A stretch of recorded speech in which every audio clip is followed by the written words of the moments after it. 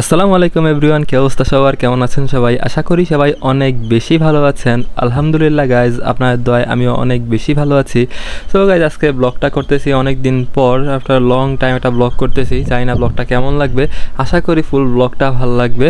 এখন আমি যাচ্ছি আমার ক্যাম্পাসে, আর আজকে সিঁড়িতে নামতেছি কজ লিফটটা অফ ছিল, কারেন্ট চলে গেছিলো, যার কারণে লিফটটা বন্ধ।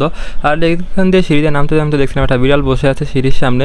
সো নামতেছি, হাঁটতেছি, আর নামতে নামতে এখন আমি চলে আসলাম রাস্তায়।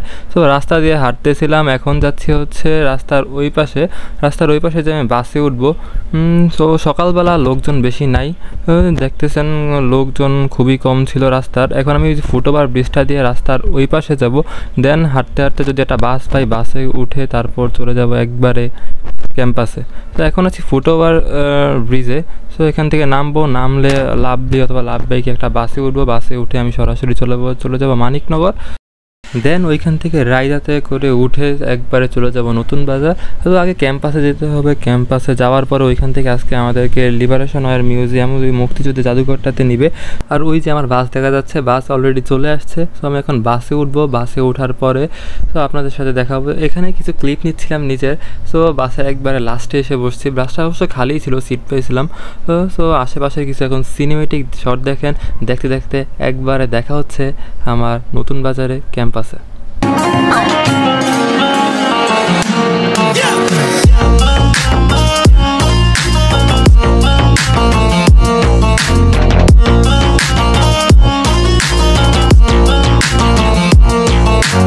সো আপনারা সিনেমেটিক শট দেখতে দেখতে আর আমি এখানে ঝুলতে চলে আসলাম নতুন বাজার। এখন ওই যে ফুটওভার ব্রিজটা দেখা যাচ্ছে, এখন আমি যাব রাস্তার ওই পাশে। দেন ওইখান থেকে আজকে যেহেতু বৃহস্পতিবার, আজকে আমাদের ক্যাম্পাসের শাটল অফ, তাই ওই পাশে যাব, অটো অথবা রিক্সা যা পাই ওইটাতে করে ক্যাম্পাসে চলে যেতে হবে। তো ক্যাম্পাসে থাকতে বলছিল সকাল 11টায়, এখন অলরেডি 10:40 বেজে গেছে। তো যে তাড়াতাড়ি যাইতে হবে ওইখানে। আর আশেপাশে অনেক লোকজন ছিল, আর সাথে মাইক্রোফোনটাও না থাকার কারণে ভয়েসটা পরে আপলোড দিচ্ছি। জানি না ব্লগটা কেমন লাগবে, যদি ভাল লাগে অবশ্যই লাইক দিবেন অ্যান্ড কমেন্ট করবেন। আর ভার্সিটি থেকে এটাই ছিল আমাদের ফার্স্ট স্টাডি ট্যুর বা ফিল্ড ওয়ার্ক ছিল, কজ অনেক ফ্রেন্ডরা মিলে এটার উপর একটা প্রেজেন্টেশন দিতে হবে আবার মিডের পরে। সো এখান দিয়ে কিছু ক্লিপ নিচ্ছিলাম, এখন কিছু শর্ট দেখতে দেখতে একবারে চলে যাই ক্যাম্পাসে।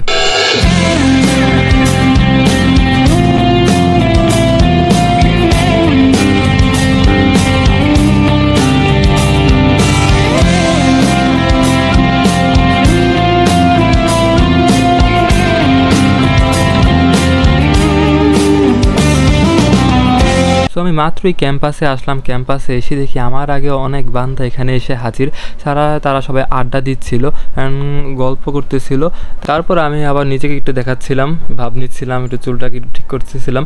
তারপর দেখুন করতে করতে 10-15 মিনিট পরে আমরা চলে যাচ্ছিলাম নিচে। সো সবাই অলরেডি হাঁটা শুরু করছে, অ্যান্ড নিচে অনেকেই ছিল, সবাই একটু গ্রুপ ফটো তোলার জন্য রেডি ছিল। এই পাশে আমাদের সেকশনের ছেলেমেয়েরা ছিল, ওই পাশে অন্য সেকশনের ছেলেমেয়েরা ছিল, ম্যামরা ছিল, সবাই মিলে কিছুক্ষণ ছবি তুললাম, গ্রুপ ফটো তুললাম। সো এভাবে করতে করতে আমরা অলরেডি রওনা দিয়ে ফেললাম।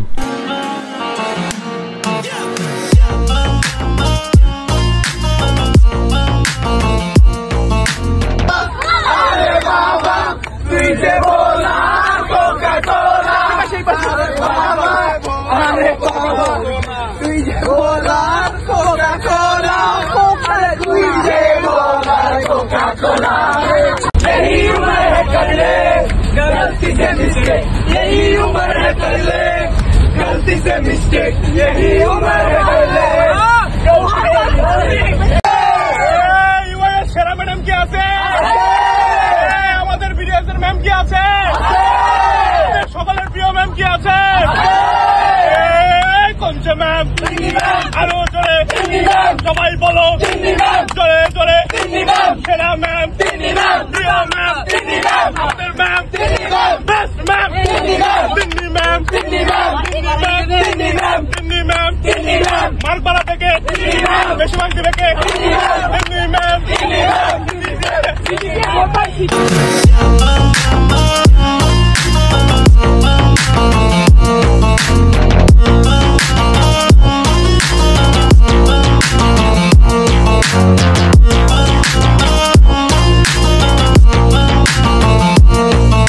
তো গাইজ আমরা মাত্রই বাস থেকে নামলাম। বাসে তখন খুবই মজা হচ্ছিল। রাইট নাও আমরা আছি মুক্তিযুদ্ধ জাদুঘরের ঠিক সামনে। এখানে সবাই বাস থেকে নামতেছে এবং ওই পাশে সবাই বাস থেকে নামে গ্রুপ ফটো তোলার জন্য ওয়েট করতেছিল। সবাই একসাথে ছবি তুলতেছিলাম আর আমি এইখান দিয়ে একটু ভিডিও করতেছিলাম আর পাশাপাশি ওদের সাথে যাই একটু ছবি তুলতেছিলাম। এখন সবাই আমরা উপরে উঠতেছি, ম্যামরা উপরে ছিল, তো সবাই একসাথে উপরে উঠতেছি। উপরে ঢোকার পরে এখানে দেখতেছিলাম বিভিন্ন ধরনের জিনিস দেখতেছিলাম যা আসলে খুব ভালো লাগতেছিল। অ্যান্ড আমরা ভেতরে ঢোকার সাথে সাথে বৃষ্টি শুরু হয়ে গেছিলো অ্যান্ড ওয়েদারটাও খুব খারাপ ছিল না, ভালো ছিল। আকাশটা মেঘলা ছিল, ঘুরে বৃষ্টি পড়া শুরু হয়েছিল।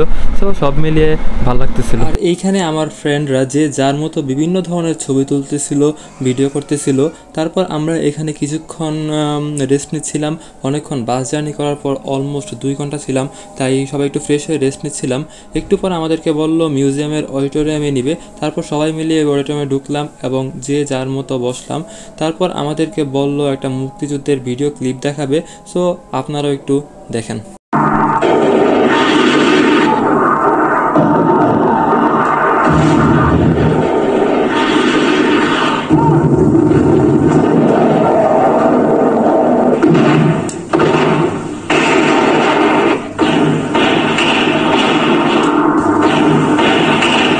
নৃশংস পাকিস্তানি শাসক ও তাদের এদেশীয় অনুচর। সো 22 মিনিটের একটা ভিডিও ছিল। ভিডিওটাতে অনেক ইনফরমেশন ছিল।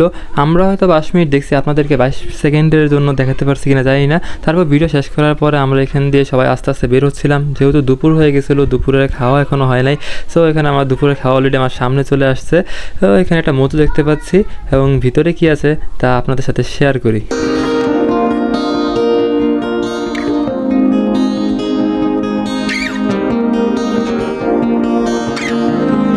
তো এগুলোই ছিল আমাদের দুপুরের খাবার। দুপুরের খাওয়ার পর আমরা একটু লাইব্রেরিতে ঢুকলাম, কজ এটা জাস্ট একটু দেখানোর জন্যই ঢুকা, কজ আমাদের একাডেমিক বই আমরা পড়তে ঠিকমতো পড়া শেষ করতে পারি না।